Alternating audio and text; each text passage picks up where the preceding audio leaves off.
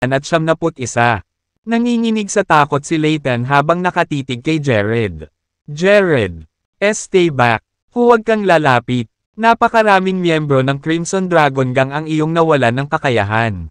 Siguradong darating sila para sa iyo. Sa kabila ng napakahirap na sitwasyon. Walang kahihiyang binyantaan ni Layton si Jared. Sa tingin mo ba natatakot ako sa Crimson Dragon Gang? Pagkatapos ay naglakad si Jared patungo sa Layton at ngumiti. Binibigyan kita ng isa pang pagkakataon. Sige at tawagan ang Crimson Dragon Gang para sa backup.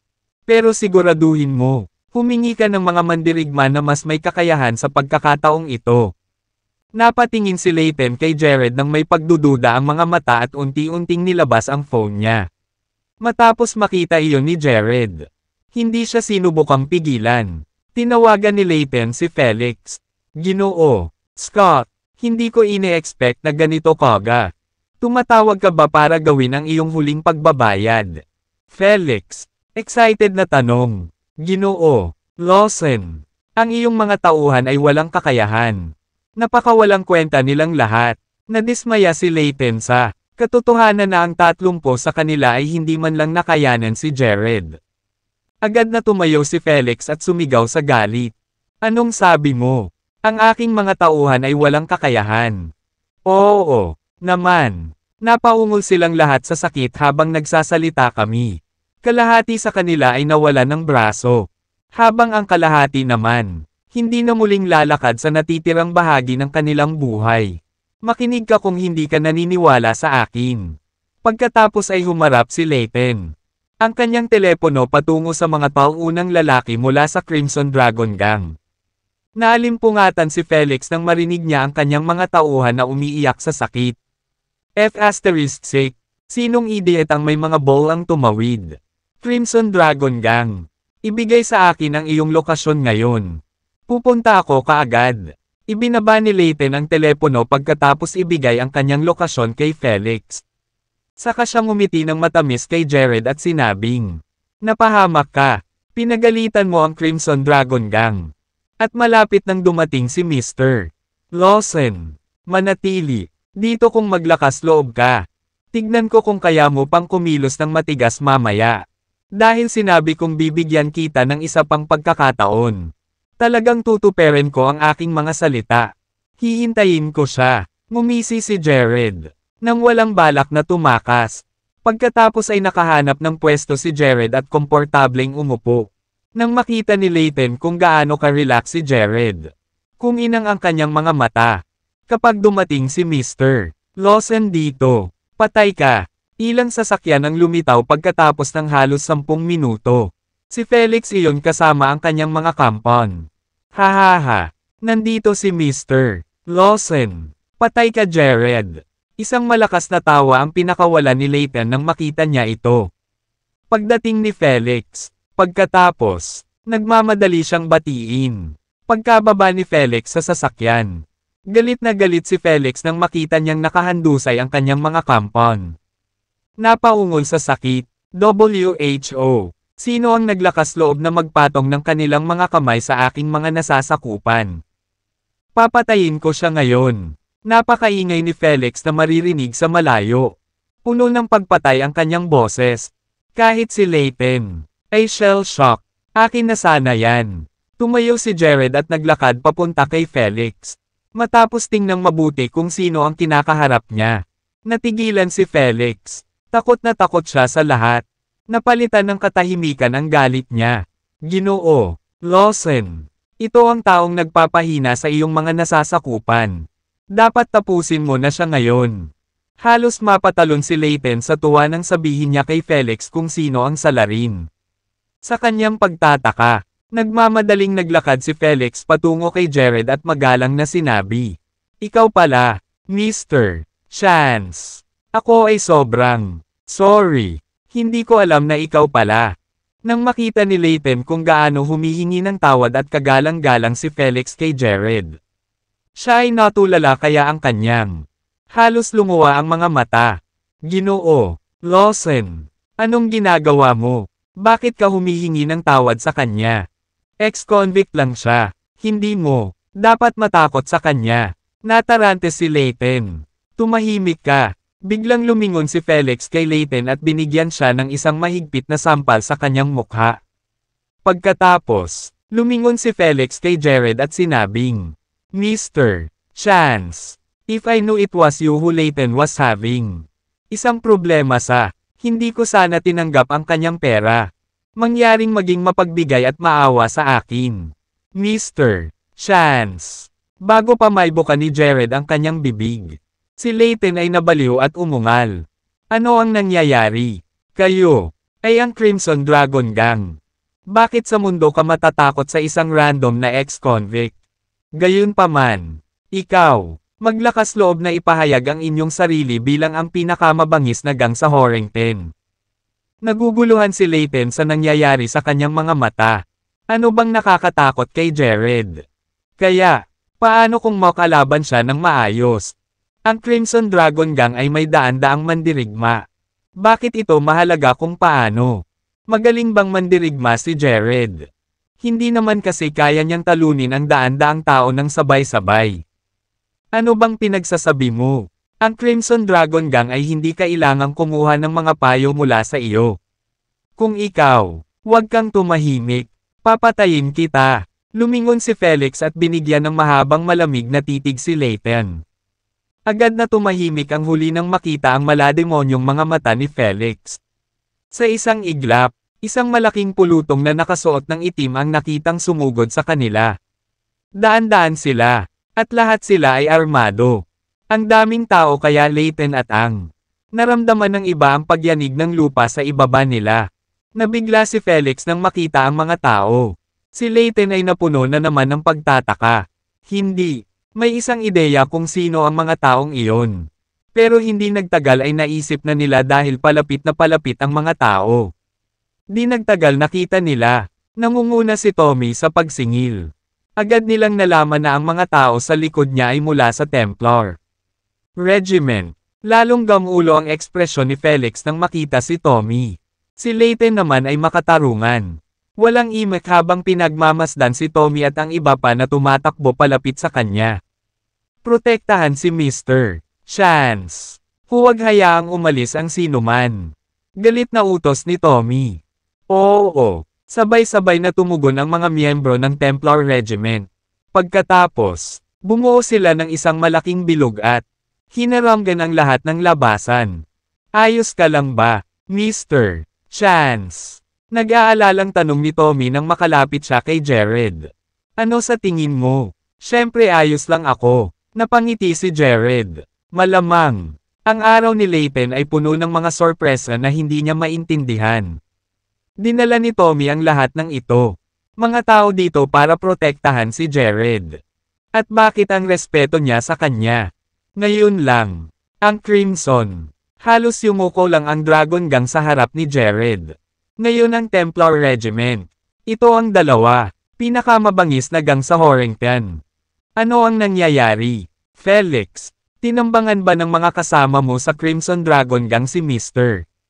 Chance? Papatayin ko kayong lahat ng tama. Ngayon na, nagalit si Tommy. Bagamat nakaramdam siya ng hindi mapakali na kausap siya sa ganoong paraan.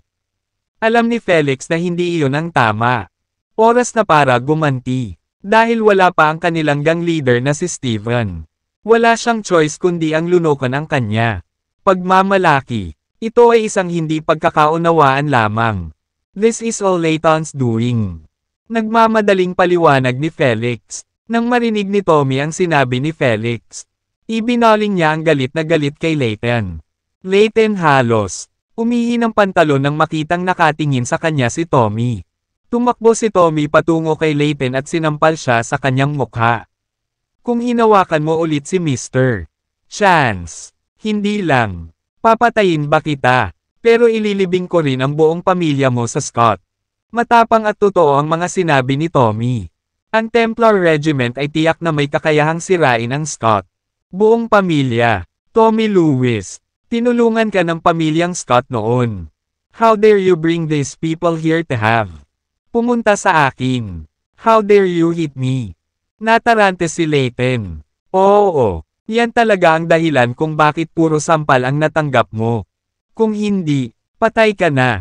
Malamig na tinitigan siya ni Tommy. Sa sobrang takot ni Layton ay hindi na siya naglakas loob na tumingin kay Tommy.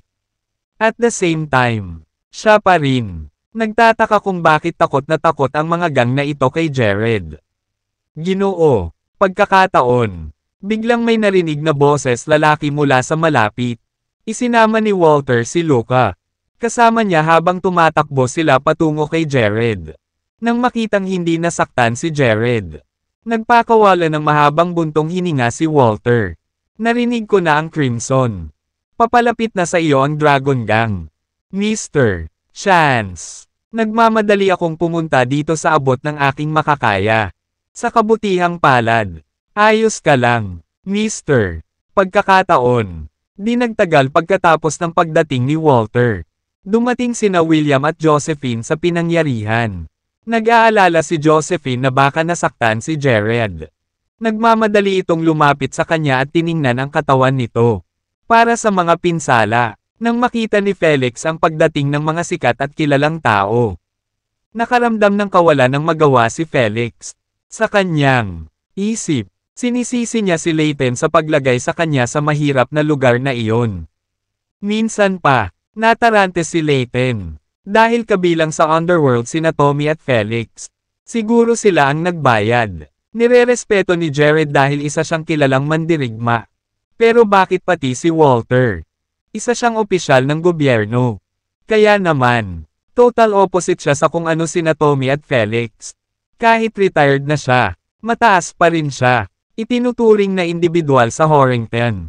Kung hindi, lahat ng mayayaman at sikat ay hindi dadalo sa bawat isa. Kaganapang kanyang ginanap, kaya bakit siya nandito para kay Jared? Anong nangyayari dito? Hindi ba si Jared ang itinapon ni Josephine? Lumipat pa siya sa Dragon Bay. At naging tindera, bakit nag-aalala pa rin si Josephine sa kanya? Curious na sabi ni Sandy habang nagtatago sa likod ni Layton. Natulala, nang marinig iyon. Bumalot ang galit kay Josephine habang naglalakad palapit kay Sandy at binigyan ng huli ng A. Mahigpit na sampal sa mukha niya. Kung isasaalang-alang ang mga pangyayari sa kanilang paligid. Hindi sina Sandy o Layton. Naglakas loob na gumanti kay Josephine.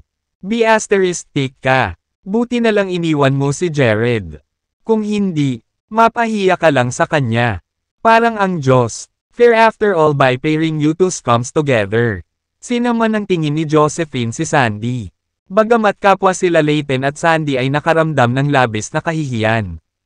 Pareho silang natahimik. Ginoo, Chance. Ano ang dapat nating gawin sa dalawang ito?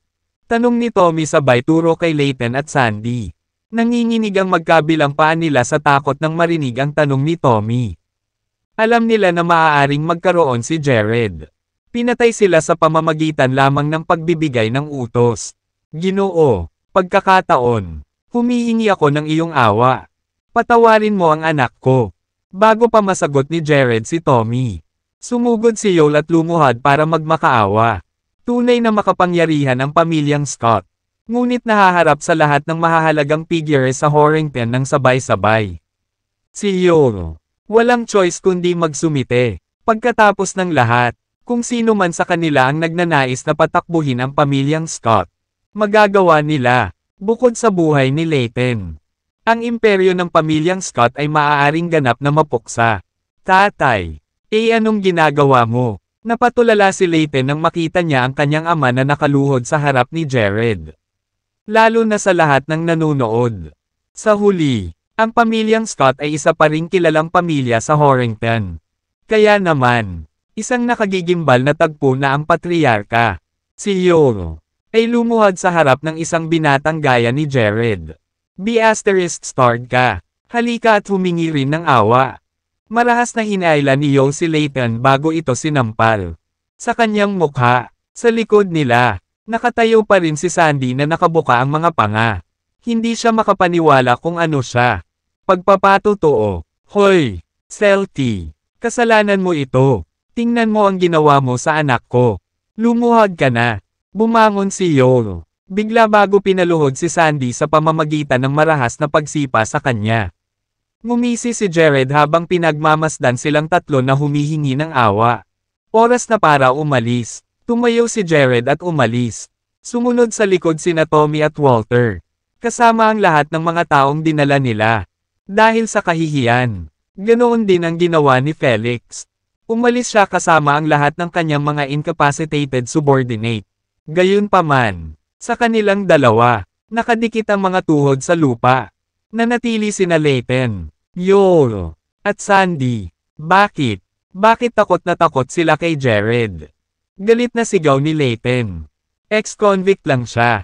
Bakit sila? Lahat nangungulit sa kanya. Sampal. Nipatikip agad ng bibig si Layton nang makatanggap ng panibagong sampal mula kay Yoel.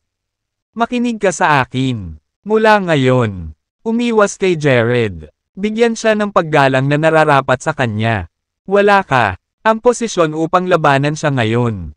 Kahit anong galit mo sa kanya, lunukan mo lang ang pride mo. Samantala, at saka, hindi pa huli ang lahat para maghiganti. Gayunpaman, hindi pa ngayon ang tamang panahon. Gagawin mo, mag-iimbite ka lang ng gulo kung guguluhin mo siya ulit. Mariing payo ni Yoel kay Layton habang nakatayo. Isang malamig na kislap ang sumilay sa mga mata ni Layton habang siya ay tumango. Bagamat wala akong kakayahan ngayon, gagawin ko, babalik sa iyo sa hinaharap. Sa katunayan, ang pamilyang Scott ay hindi katugma sa alinman sa mga partido na dumating para kay Jared. Kung si Layton ay bawiin, maaaring mag-link ang mga partidong iyon at sirain ang pamilyang Scott para sa kabutihan. Isang mahabang buntong hininga ang pinakawala ni Yoel matapos makitang kinikilala ni Layton ang ibinigay na payo.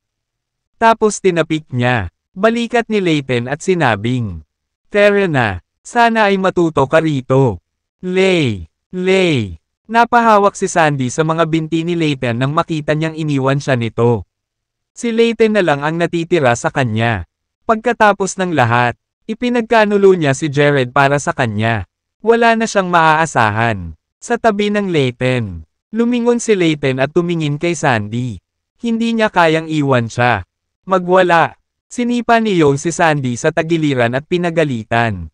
UB***, alam kong baliw ka sa mga sandaling iyon. Nakatitig sa iyo. Kailanman ay hindi naging mahal ni Yoel si Sandy dahil masyado silang magkalayo sa katayuan sa lipunan. Siya ay walang pagpipilian ngunit upang bigyan ang kanyang mga pagpapala kapag Layton ay matigas ang tungkol sa pagpapakasal sa kanya.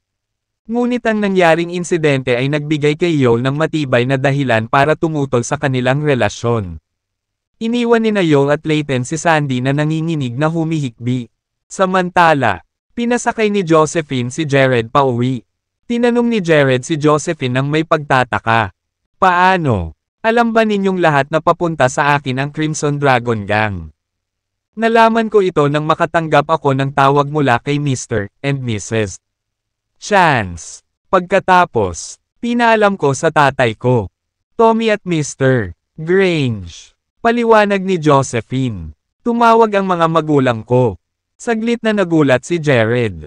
Ngunit hindi nagtagal at napagtanto niya iyon. Ay si Maria na nagsabi sa kanyang mga magulang tungkol sa problemang kanyang kinakaharap. Malamang nakipag-ugnayan na sila mama at papa. Josephine kaagad dahil alam nilang magkakaroon siya ng mga kontak para sa mga ganitong sitwasyon. Umalis si Josephine pagkatapos pauwiin si Jared. Hindi na niya ito sinamahan dahil sa hindi pagkakaunawaan sa pagitan niya at ng kanyang mga magulang. Pagkababa ni Jared sa sasakyan, naglakad siya patungo sa kanyang bahay. Ngunit bigla niyang namataan si Hilda. Nakatago sa likod ng matayog na puno. Nakatingin siya sa likod niya. Balak ni Hilda na tumakas nang mapansin niyang nakita siya ni Jared. Sa kasamaang palad, siya ay napatigil siya sa paglalakad ni Jared. Hilda, anong ginagawa mo dito gabi-gabi na? Tanong ni Jared na may pagtataka sa tono. Namamasyal lang ako pagkatapos kumain. Dapat nakauwi ka na ngayon. Nag-aalala ang mga magulang mo. Nagmamadaling umalis si Hilda. Anong nangyayari sa kanya? Umiling si Jared at umuwi na. Sa bahay, Humihikbi si Hana habang si Gary ay naninigarilyo ng stress. Sina Franklin, Maria, at Chloe ay naruroon din. Panay ang aliw ni Chloe kay Hana. Hana, huwag kang mag-alala. Magiging maayos si Jared. Baka pati siya. Umuwi ka agad. Sa kabila ng sarili niyang mga salita. Nag-aalala rin ang ekspresyon ni Chloe sa kanya. Mom, Dad, uwi na po ako. Sigaw ni Jared nang matapos ni Chloe ang kanyang pangungusap. Tumayo ang lahat at nagmadaling pumunta sa entrance para salubungin si Jared. Nagulat si Jared nang makita niya ang napakaraming tao sa kanyang tahanan. Jared, okay ka lang? Patuloy na dinadaanan ni Hana si Jared para malaman kung nasaktan siya. Ma, ayos lang ako. Gutom lang ako. Hindi pa ako nagdi-dinner. Ngumiti si Jared. Natutuwa akong ayos ka. Ipaghahanda kita ng hapunan. Bulalas ni Hana na may matingkad na ngiti sa labi. Sasamahan kita. Hana. Tinulungan ni Chloe si Hana sa kusina. Hi, Mr. Saunders. Bati ni Jared nang makita niya si Franklin. Okay ka lang ba talaga? Sinusukat ni Franklin si Jared. Na-realize ko na may mali noong Maria. Bumalik na may dalang balita. Alam kong kay Layton ang Porsche. At dahil hindi kayo maganda, mga tuntunin, tiyak na siya ay maghahanap ng problema sa iyo. But too bad, lahat ng contacts ko hindi naglakas loob na umakyat. Laban sa pamilya Scott, wala akong choice kundi umupo at maghintay. Ayos lang ako, Mr. Saunders. Salamat sa iyong pag-aalala.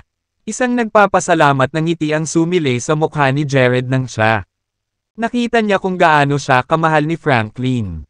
Mabuti yan. Gabi na ngayon. Gagawa tayo ng hakbang. Hindi nagtagal ay umalis sina Franklin at Maria.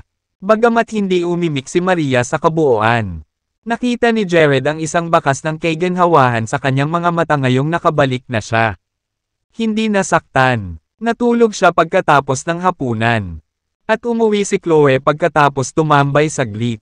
Kinabukasan, pumunta si Jared sa Dragon Bay para sa kanyang pagsasanay. Hindi siya masyadong nag-improve kahit nandoon siya. Buong araw. Well, ito ay mas mahusay kaysa sa wala. Noong Lunes ng umaga, dumating si Jared sa sales department. Gayunpaman, nakaramdam siya ng kakaibang vibe sa hangin. Ginoo, karaniwang nag-oorganisa si Jennings ng corporate meeting tuwing Lunes. Ano ang nangyayari? Bakit? Hindi ba natin siya narinig? Eksakto. 3 taon na ako dito. Ito ang unang pagkakataon na nangyari ito. Ano ang nangyayari? Nagkasakit ba si Mr. Jennings? Lahat ng nasa sales department ay nagbubulungan. Tama na yan. Itigil ang pag-iisip. Kapag nakarating na si Zane dito, sigurado akong sasabihin niya sa atin ang mga nangyayari. Maria, sabi sa iba, hindi nagtagal. Dumating si Zane na may hawak na dokumento. Ginoo, Carlson, anong nangyari kay Mr. Jennings?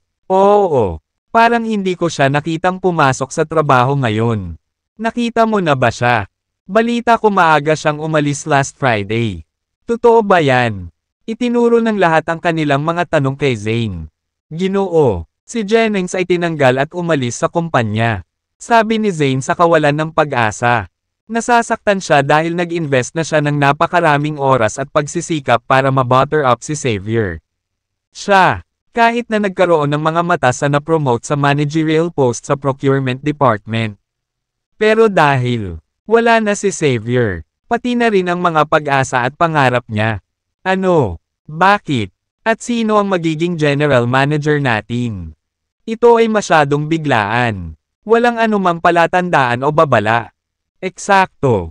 Ngayong wala na si Mr. Jennings, kailangan na nating harapin ang isang bagong tao. Tiyak na magiging malupit sa atin ang susunod nating general manager. Lagot tayo. Nagsimulang mag-usap ang lahat. Itikom mo ang iyong mga bibig. Angal ni Zane. Nasa bad mood na siya pagkatanggap ng balita. Ang walang katapusan. Ang mga talakayan ay lalo lamang siyang ikinairita. Natahimik ang lahat at napatingin kay Zane. Hindi alintana kung sino ang ating magiging bagong general manager. Bawat isa sa atin ay nasa sales department. Dapat magkadikit. Ang pagkakaisa ay lakas. Nag-aalala si Zane sa bagong hirang na general manager. Ay magiging mahirap sa kanya. Kaya naman, sinamantala niya ang pagkakataon na pag-isahin ang kanyang mga tauhan at makakuha ng suporta mula sa sila. Oo, susundin natin ang utos ni Mr. Carlson. Pupunta ako saan man mo ituro. Mr. Carlson. Huwag kang mag-alala, Mr. Carlson. Nasa iyo ang aming suporta. Lahat ng nasa sales department ay tinalikuran ang kanilang katapatan kay Zane. Hindi tulad ng iba, ngumuso si Jared bilang tugon. Galit na galit si Zane sa reaksyon niya. Anong meron sa'yo, Jared? Tanong ni Zane na may iritadong tono. Wala. Nagtataka lang ako kung paano gagawin ng isang taong may maliit na departamentong managerial post mo. Maglakas loob na bumuo ng mga pangkat sa kumpanya. Sumulat ang paghamak sa buong mukha ni Jared. Okay, tama ka. Departmental manager lang ako. But too bad for you. Superior mo pa rin ako. Ngayon, gusto kong ipahayag na tinanggal ka na. Isang malamig na ngiti ang pinakawala ni Zane. Si Xavier ang may gusto. Itago ka dito para lang ipahiya ka. Pero ngayong wala na siya. Wala na akong dahilan para itago ka. Ngayon pa, wala kang karapatang tanggalin ako. Materay na sagot ni Jared. Ako ang may ganap na karapatan. Ako ang iyong superior. Ano man ang sasabihin ko sa departamento ng pagbebenta ay pinal. Walang may kaya. Pigilan mo ako sa pagpapaalis sa iyo. Wala ka na bang mansion? Anong ginagawa mo pa dito? Nararanasan. Buhay. Umalis ngayon. Dumagundong si Zane. Kailangan kitang paalisin. Para kang ticking time bomb. Ang gagawin mo lang, guluhin ang aking departamento. Nang marinig iyon, tumalon si Maria sa pagtatanggol ni Jared. Zane, kakasecure lang ni Jared ng kontrata. Cosmic Chemical, dapat ba? Tumahimik ka. Pinutol agad ni Zane si Maria. Galit ka ba sa kanya? Bakit mo siya pinagtatanggol? Dahil sa siya. Nagpiyansa ka sa hapunan na inorganisa ko ng buong puso. Hindi man lang namin napag-usapan ang tungkol sa amin.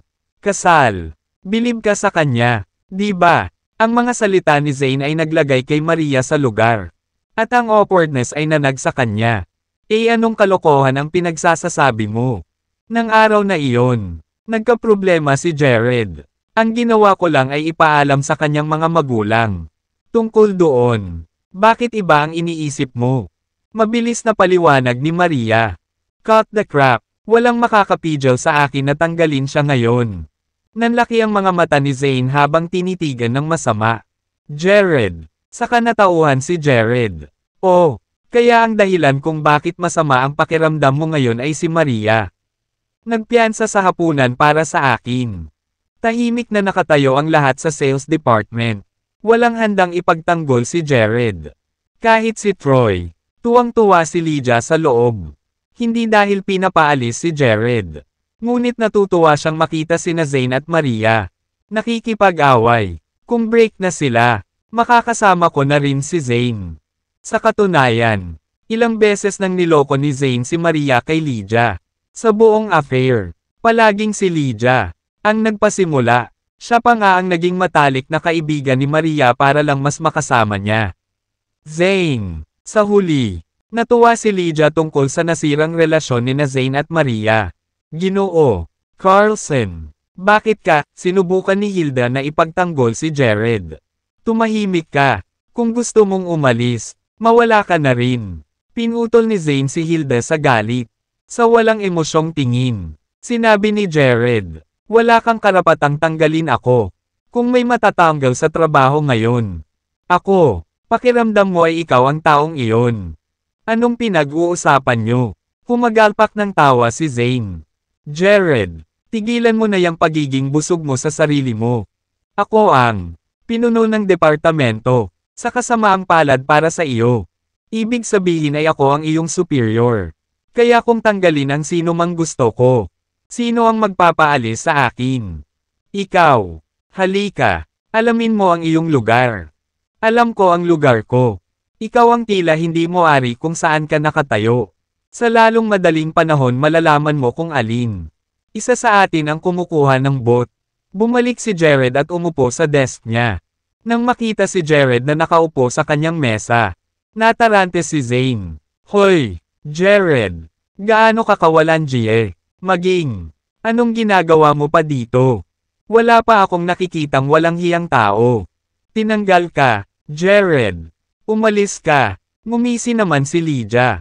Tumatawa ng masama. Eksakto. Umalis ka na. Huwag kang maging bad vibe sa sales department. Nag-aalala ka ba na hindi ka makakahanap ng ibang trabaho? Bakit ayaw mong umalis? Hindi pa ako nakakita ng isang walang hiyang tao na tumangging umalis kahit na natanggal sa trabaho.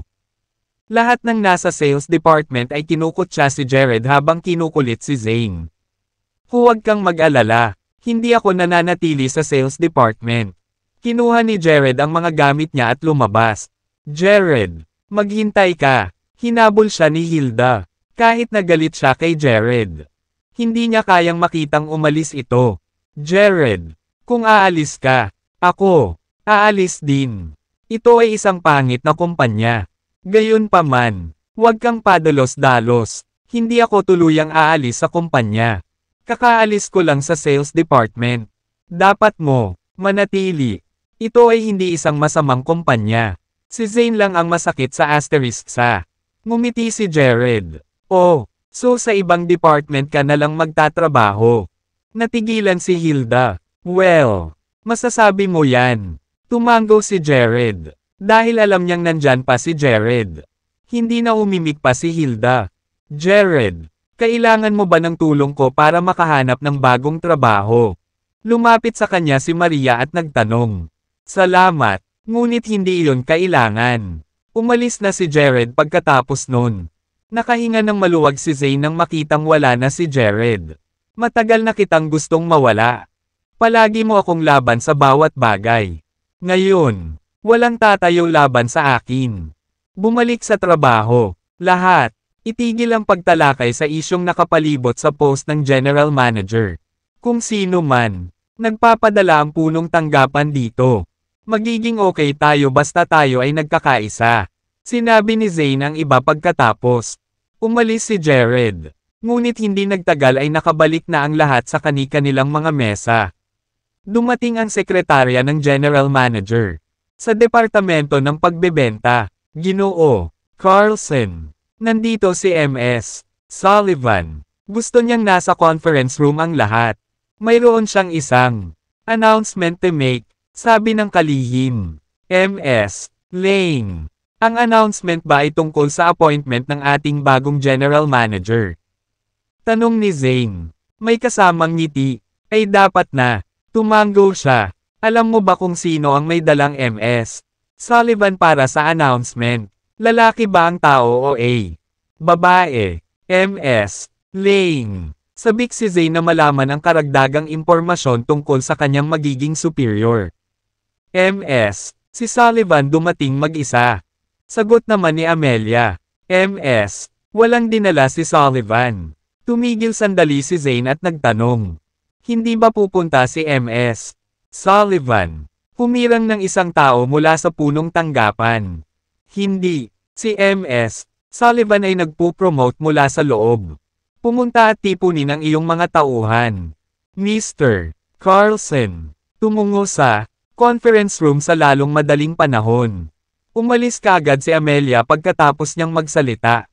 Natigilan si Zane. Nakakunot ang noo niya habang naglalakad papasok ng opisina.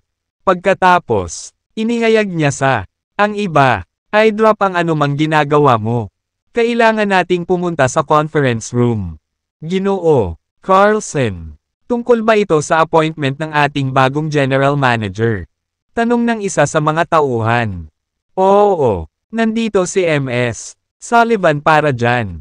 Tumango si Zane. Ginoo Carlson. Sino te? Lalaki ba o babae ang tao? Nag-aalalang tanong ni Lydia. Hindi ko alam. Pero hindi taga-headquarters ang tao. Balita ko promotion daw sa loob. Zane. Sagot ng naguguluhan na tono. Nang marinig iyon, nagulat ang lahat. Sumunod ang mga talakayan sa isa't isa. Sino pa sa? Ang kumpanya ay kwalipikadong humawak ng posisyon ng General Manager. Sa tingin ko si Mr. Carlson ay qualified. Ang aming departamento ay nakakuha ng kontrata sa Cosmac Chemical. Dapat alam din ng punong tanggapan. Iniisip ko rin na si Mr. Carlson ang tamang tao para sa trabaho. Kailangang malaman ng isang general manager ang aming mga produkto sa loob-labas. Sino pa ang nakakaalam ng pinakamahusay? Kung hindi ang manager ng departamento ng pagbebenta.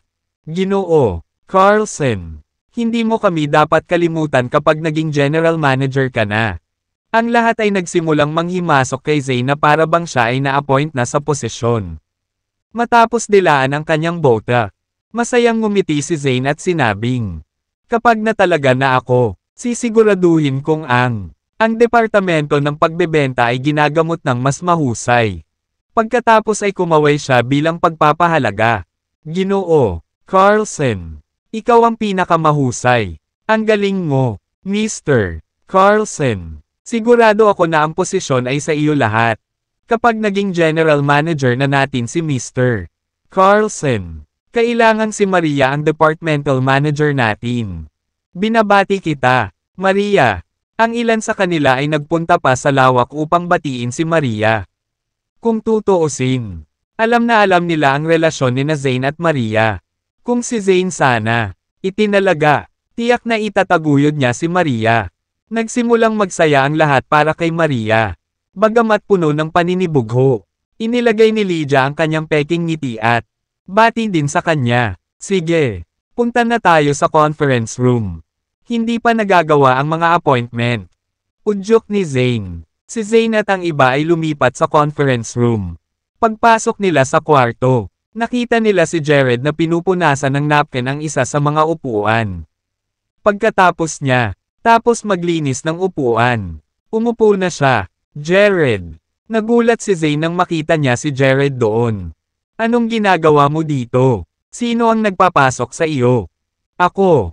Akala ko ba niyaya na kitang umalis? Hindi ito ang departamento ng pagbebenta o ang iyong bahay. Bakit masyado kang nagmamalasakit? Ngumisi si Jared. May ideya ka ba kung nasaan ka ngayon? Jared. Tsaka alam mo ba kung sinong upuan ang naka-reserve? Para sa, nanghihingi ka ng gulo. Dumagundong si Lydia nang makita niya si Jared na nakaupo sa upuang nakalaan para sa tagapangulo. Jared. Anong ginagawa mo dito? Inilipat ka na ba sa cleaning department? Si Hilda noon. Naguguluhan. Akala niya naging tagalinis si Jared dahil nakita niya itong nagpupunas ng upuan. Jared. Diyan nakaupo si chairman. Kahit isang general manager ay hindi kwalipikadong umupo doon. Tayo, sabi ni Maria, gamit ang kanyang mga mata. Pagkatapos ay nagpahiwatig siya kay Jared na umalis. Nag-aalala siya na kung si Jared ay nakita ng mga nakatataas. Maaari itong itaboy ng tuluyan. Bakit ako tatayo? Ito ang upuan ko. Inosenteng sabi ni Jared. Haha, Jared, tigilan mo na ang panloloko sa sarili mo. Kung nakita ito ni MS Sullivan, patay ka. Humagalpak ng tawa. Kalahati. Si Zane. Ginoo. Carlson. Pinalis mo na siya. I'm sure hindi pa yan alam ng HR department. Technically, siya, trabahador pa rin sa sales department. Kung makita ito ng chairman, hindi ba't mahihirapan ka rin? Paalala ng isa sa mga staff kay Zane. Sa pagkakataong iyon, nagsimulang magpanik si Zane. Totoo yan, kahit na tinanggal ko na siya. Ang HR, hindi pa naabisuhan ang departamento. Kung makakita ng gulo si Jared dito, haharapin ng sales department ang musika. Sa halip, nadistorbo ang ekspresyon ni Zane. Pagkatapos ay tinitigan niya si Jared nang nanlalaki ang mga mata at sinabing, umalis ka na. Eto na, Jared. Hindi ka bagay dito. Nagagalit ka sa katotohanang pinaalis kita. At tama ka, dito para ipahiya ang sales department. Tama ba ako? Pagkatapos ay sinimula ng lahat na punahin si Jared at panunuya sa kanya. Hindi nila gustong maparusahan kanyang mga pagkakamali. Magwala ka Jared. Huwag mo kaming kalagkarin pababa kasama mo. Hindi ko akalain na isa kang mapaghiganting tao. Habulin nating lahat siya. Kung pipilitin niyang manatili, pisikal na itatapon namin siya. Lahat ng tao sa sales department ay gumagawa ng eksena sa conference room. Hindi nababagabag. Umupo si Jared sa kanyang upuan. Nang makitang walang balak na gumalaw si Jared, lalong tumindi ang galit ni Zane. Jared, kung tatanggi ka pa ring umalis, huwag mo akong sisihin sa pagkilos.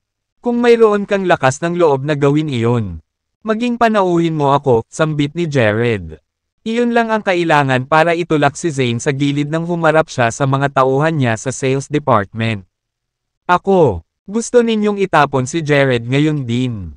Siya ay walang iba kundi isang hamak. Dahil doon, ang lahat ay sumulong kay Jared. Determinadong sipain siya palabas ng silid. Biglang sumigaw si Maria, "Tumigil ka, itigil mo na agad."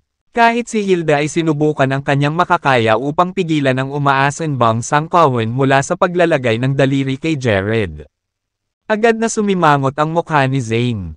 "Maria, anong ginagawa mo?" "Zane, hayaan mo akong akitin si Jared na umalis. Kapag nakita tayo ni MS Sullivan na gumagamit ng puwersa, lahat tayo ay nasa mainit na sabaw." Kahit nainis siya, alam ni Zane na may punto si Maria. Tama siya, kung kami ay nag-away at nagbugbog sa conference room. MS Sullivan so going to shell us. Maya-maya, nag-aatubiling tumango si Zane. "Fine. Bilasan mo at ilabas mo siya dito. Kung hindi, itatapon ko siya sa bintana." Sinalubong ni Maria ang tingin ni Jared na may hitsura ng kawalan ng kakayahan na nagbibigay daan sa pagkagalit. "Sa tingin ko kailangan mo nang umalis. Ngayon, Jared, pagsusumamo niya, iligtas mo ang iyong sarili sa kahihiyan at kahihiyan. Kung makita ka ni MS Sullivan, upo dito. Kukuha siya ng security para paalisin ka." Hindi niya gagawin." Umiling si Jared. "Nakilala mo na si MS Sullivan, hindi ba?" Ganti ni Maria. Nagalit sa katigasan ng ulo ni Jared. "Magtiwala ka sa akin. Kapag sinabi kong mas mabuti na huwag siyang asar, sinasabi ko ito sa iyo para sa iyong ikabubuti. Maniwala ka man o hindi. Jared, I think you should leave." "Walang kwenta ang pag-upo dito." Bulong ni Hilda. Sa kanilang pagtataka, napangiti si Jared sa kanyang mga labi. "Hindi naman sa ayaw kong umalis. Kung gagawin ko, wala. Maging sino man ang mamumuno sa pulong na ito. At ikaw ang haharap sa musika. Yan ba ang gusto mo?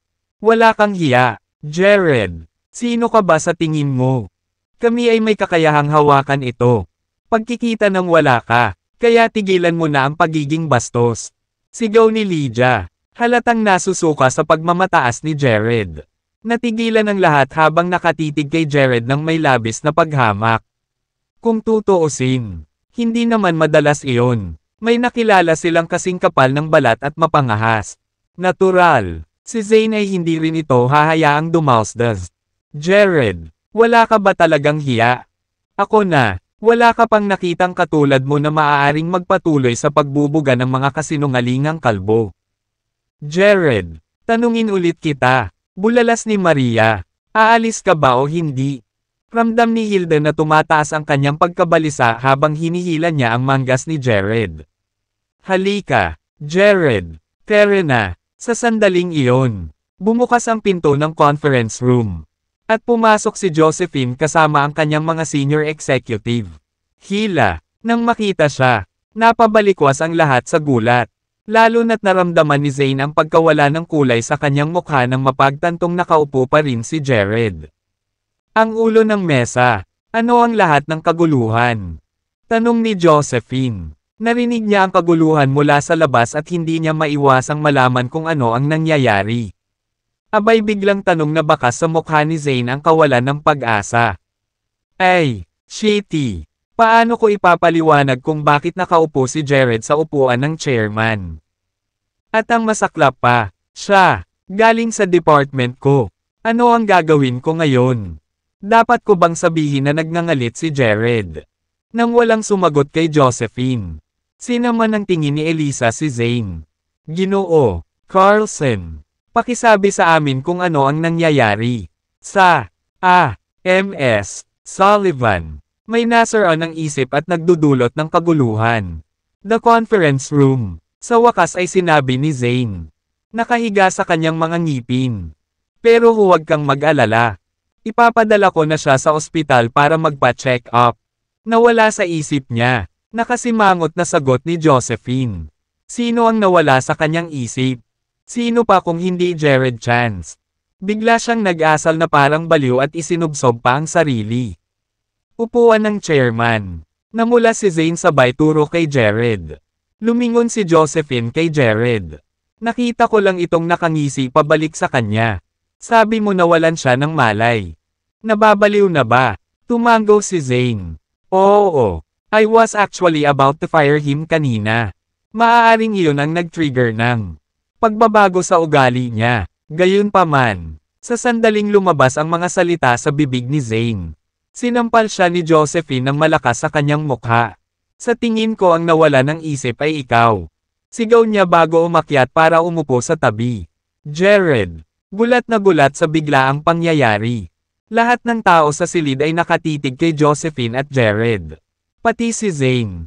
Nanigas sa takot. Everyone. This is your new chairman. Mr. Chance. Mahinahong anunsyo ni Josephine. Bumaba na ako. Mula sa kinatatayuan ko at iniabot sa kanya ang renda. Sa kanyang paggabay at pamumuno. Naniniwala ako na mas maaabot pa ng kumpanya ang mas mataas na taas. Mr. Chance. Si Jared ang bagong chairman. Nabalot ng mabinjing katahimikan ang silid dahil hindi makapaniwala ang lahat mula sa departamento ng pagbebenta kung ano ang mayroon sila. Narinig lang. Nang makita niyang nakangiti pa rin si Jared sa kanya. Nanghina si Zane sa tuhod at bumagsak sa isang buntan. Isang mapupulang mukha na si Lydia ang nahirapang maghanap ng mga salita. Ngunit sayang. Ang tanging nararamdaman niya ay takot na bumabalot sa kanyang lalamunan. Ganon din. Hindi kumikibo si Maria habang patuloy na inaayos si Jared na may blankong titig. Gayunpaman, biglang naramdaman ni Hilda ang pagtulo ng luha sa kanyang mga mata. Sa wakas ay napagtanto niya na ang babae na nagkaroon. Inihatid si Jared sa paligid. Ay walang iba kundi si Josephine Sullivan. Malinaw na makitang magkahiwalay sila ni Josephine. Na lalong nagpatindi ng matinding sakit. Ang kanyang puso. Sus! Ang tanga ko. Bakit ko ba naisip na magiging mabuti ako para maging girlfriend ni Jared? Sa bawat segundong lumilipas, sinimulan ni Hilda na i-connecta ang mga tuldok. Mula sa pag-aayos ni Jared sa kanyang mga pautang hanggang sa pagbawi. Ang mga utang ng kumpanya at madaling makuha ang deal sa Cosmac Chemical ang lahat ay may katuturan na ngayon. Sa kanya, kung ikukumpara sa takot at bug-eyed na staff mula sa sales department. Marami ang mga senior executive. Mas masigasig sa bagong appointment ni Jared habang sila ay nagpalakpakan. Naikuyom ni Troy ang kanyang mga kamao sa sobrang frustration. The asterisk N8, kung ipinagpatuloy ko sana. Side with Jared and stayed on his team. Hindi ko napalalampasan ang gintong pagkakataon. Pero lahat din. Huli na ngayon. Hindi na ako makakakuha ng isa pang pagkakataon na ganoon. Napatingin si Josephine kay Jared at napangiti. Jared, bakit hindi ka nag-speech? Ang paraan ng pagtingin niya sa kanya ay nagsalita. At agad na malinaw sa lahat ang uri ng relasyon. Kasama niya si Jared. Well, wala naman masyadong sasabihin. Walang anumang pagbabago sa karamihan ng mga departamento. Kaya maliban sa sales department, ang iba sa inyo ay makakabalik na sa trabaho. Sagot ni Jared. Dahil doon, dahan daw ang lumabas ng conference room ang ibang staff habang nag-uusap sa kanilang mga sarili. Mga tumahimik na tono. Mark my words. Bababa na ang sales department. Alam kong walang humpay na pinupuntirya ni Zane si Mr. Chance. Well, too bad for him kasi. Si Mr. Chance ay hindi ordinaryong tao. Sino ang nakakaalam na nagpunta siya sa departamento ng pagbebenta para lamang magkaroon ng kaunting buhay? Karanasan. Ha! Guguho na ang department nila. Sa tingin ko marami sa kanila ang matatanggal sa trabaho.